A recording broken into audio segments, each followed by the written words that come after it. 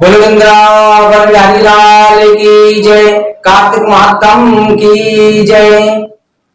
श्री देवर्षि नाथ जी कहते हैं कि हे राजन, गंगा जी के महात्म का केवल सेवन करने मात्र से अश्वमेध यज्ञ का फल प्राप्त होता है। राजा पृथु ने पूछा कि गुरुवर, गंगा जी का महत्व क्या है?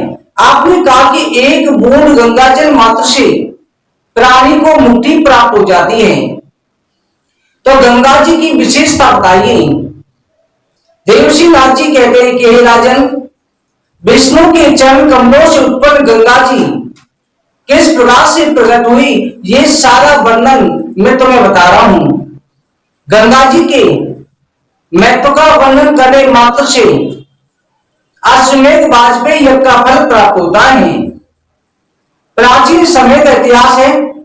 कश्यप ऋषि की पत्नी दिति और अदिति, जिनमें अदिति देवताओं की माता थी, दिति से राक्षस हुए थे, धनु से दानव हुए, कद्रु से सर्प हुए, बिरदा से अरुण, गरुड़ हुए, पतंगी से उड़ने वाले पक्षी हुए।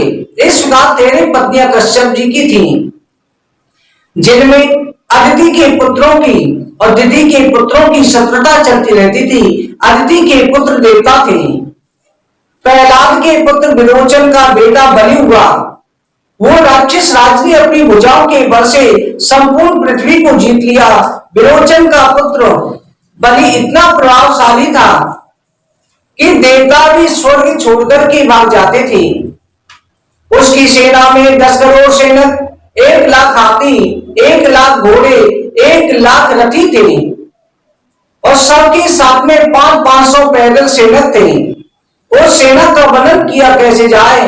करोड़ों मंत्रियों के स्थान सुनो पुष्पांड कुंभकर्ण आदि मंत्री बलि के समान सभी बलवान थे। उसका पुत्र बाणासुर भी वैसा ही बाणासुर शक्तिशाली था। देवताओं पर विजय प्राप्त करने हेतु ध्वजा पताकाओं द्वारा आकाश को आच्छादित करते हुए सेना ने युद्ध के लिए देवलोक में प्रस्थान किया। इंद्रलोक में पहुंचने के बाद राक्षसों ने सिंह की भांति गरजते हुए द्वारों को, मार्गों को रोक लिया। इंद्र आदि अपनी देवता हाथों में अस्त्र लेकर के युद्ध भूमि में आए। युद्ध आरंभ हुआ। दिन के समान राक्षसों में देवताओं में घोर युद्ध हुआ। राक्षस और देवताओं ने एक दूसरे पर भयंकर बाण छोड़े। वो संग्राम महाभयंकर था। उस समय मारो मारो काटो काटो की भयानक ध्वनि चारों दिशाओं में सुनाई पड़ रही थी। देवताओं का दंड विनाद, राक्षसों का सिंहनाद, रथों की गड़गड़ाहट, बाणों की सरसराहट, घोड़ों की हिलनाद, हाथियों का चिंगारना, धनुष की टंकार से संपूर्ण लोक शब्दमय हो गया। देवता दानवों के बाणों की टकार से उत्पन्न अग्नि को लेकर लोग ये सोचने लगे कि अब अकाल का समय हो गया है, अब अकाल प्रलय आने वाली है। उस महायुद्ध में राक्षसों द्वारा फेंके गए पर्वतों को इंद्र ने अपने वज्र के द्वारा चूर चूर कर दिया। हाथी, घोड़ा, रथी, रथी से अनेकों राक्षस गदा दंड द्वारा एक दूसरे को मारने लगे। पालिक द्वारा मारे गए अनेक राक्षस रथ की कीचड़ में फंसे हुए थे। देवताओं ने राक्षसों का बहुत विनाश किया। अमर होने के कारण देवता अत्यंत प्रभावी सिद्ध हुए। राक्षसों ने एक स्थान पर एकत्र होकर देवताओं का प्राण करना आरंभ कर दिया। उन्होंने एक साथ मिलकर के पत्थर, बिंदीपाल, खड़ग, परस, तोमर, परक, कुशी, चक्र, शंख, मुकुल, अंकुश, तागल, पत्ती, सूर्य, कुठार, पास, बाण, मुड़गड़ आदि से रथ, घोड़ा, हाथी सहस्त्रों पैदलों पर प्रहार करना आरंभ किया। देवताओं ने भी विजय अस्त्रों के द्वारा राक्षसों पर प्रहार किए। 1000 वर्षों तक भीषण युद्ध चलता रहा। फिर राक्षसों के बल में वृद्धि होने के कारण देवता पराजित होकर के युद्ध भूमि से भागने लगे। सभी देवता युद्ध भूमि से जब भाग गए, राजा बलि नारायण का परम भक्त था। तीनों लोगों को अपनी भुजाओं के बल से जीत करके ऐश्वर्यशाली बनकर के विष्णु भक्त राजा बलि जो है सभी देवताओं का स्थान स्वयं छीन करके ब्राह्मणों के द्वारा यज्ञ में प्रसन्नता करने वाले भगवान को आहुतियां देकर के सभी देवताओं का भाग स्वयं ग्रहण करने लगा। केवल विष्णु यज्ञ करता था। अपने पुत्रों को इस प्रकार दुखी देख करके देव माता अदिति अत्यंत दुखी हुई। उसने कहा कि मैं स्वर्ग लोक में नहीं रहूंगी, क्योंकि यहाँ पर राक्षसों का राज हो चुका है। हिमालय पर्वत पर चली गई। इंद्र की विजय राक्षसों की पराजय चाहती थी, इसलिए उन्होंने हरि में ध्यान लगाकर के कठिन तप प्रारंभ किया। पहले दिन उन्होंने फल खाए, आगे चल के कुछ दिनों बाद गिरे हुए पत्ते खाए, फिर उसके बाद में निराश रहकर वायु भक्षण करके कुछ दिनों बैठकर की तपस्या प्रारंभ कर दी। फिर खड़े होकर के तदुपरांत एक पैर के एक अंगूठे के बल से खड़े होकर तपस्या करने लगी। उन्होंने भगवान सच्चिदानंद में ध्यान में अपनी आत्मा को लगा लिया। उन्होंने सहस्त्रों दिव्य वर्षों तक अत्यंत कठिन तपस्या करी।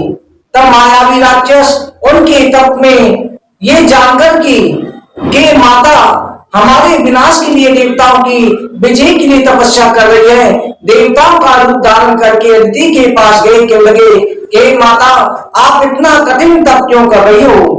शरीर का शोषण करने वाले इस दुखदायी व्रत को आप त्याग लें। ज्ञानी लोग जानबूझकर किए गए कष्ट द्वारा प्राप्त पुण्य की प्रशंसा नहीं करते। धर्म साधन के लिए शरीर की बलपूर्वक रक्षा करनी चाहिए। जो लोग शरीर की उपेक्षा करते हैं उन्हें आत्मघाती कहा जाता है। हे माता उठिए, हम पुत्रों के लिए चिंता मत बनिए। हे माता, मातृहीन व्यक्ति मृतक के समान है, इसमें संदेह नहीं। गाय, पशु, सर्प, वृक्ष भी मातृहीनों का सुख नहीं पाते, वो मात्र मृत के समान हो जाते हैं। दरिद्री लोग परदेशवासी भी माता के दर्शन मात्र से अत्यंत सुख पाते हैं। मनुष्य अन्न जल धन पत्नी को तो त्याग सकता है, परंतु माता से विमुख नहीं हो सकता। जिसके घर में पुत्र धर्म परायण होकर माता हो, धर्म परायण माता है, पुत्र धर्म का राष्ट्र नाता पतिपिता स्त्री है, वो घर धन्य है। इसमें ये नहीं है तो उसे घर त्याग देना चाहिए। भगवान की भक्ति से रह धर्म, शेष भोगों से रह धन और पुत्र से रह पत्नी, उसी माता रह पुत्र भी वैसा होता है। हे माँ, आप इसको त्याग दें और अपनी पुत्रों की रक्षा करें। राक्षसों द्वारा इस प्रकार कहे जाने पर भी माता अदिति की समाधि बंद नहीं हुई। तब दैत्यों ने क्रोध करके हरि का ध्यान करने वाली माता को विचार किया। उन्होंने मेघों की ध्वनि करते हुए लाल नेत्र करके भयंकर अग्नि उत्पन्न कर दी, जो पूरा बन जाने लगा। 100 योजन तक फैल गई। राक्षस स्वयं ही जल करके मारने लगे। अदिति को कुछ पता नहीं चला। देव माता अदिति इसलिए बची रही कि भगवान विष्णु के ध्यान में मग्न होने के कारण सुदर्शन चक्र उनकी रक्षा कर रहा था। भगवान के भक्त का कोई कुछ बिगाड़ नहीं सकता। भक्तों, आगे कथा कल के अध्याय में वर्णन करेंगे। बोलो कार्तिक मातम की जय। जय जय श्री राधे, जय जय श्री राधे, जय जय श्री राधे श्याम। भक्तों, आज फूल गोभी नहीं खानी है।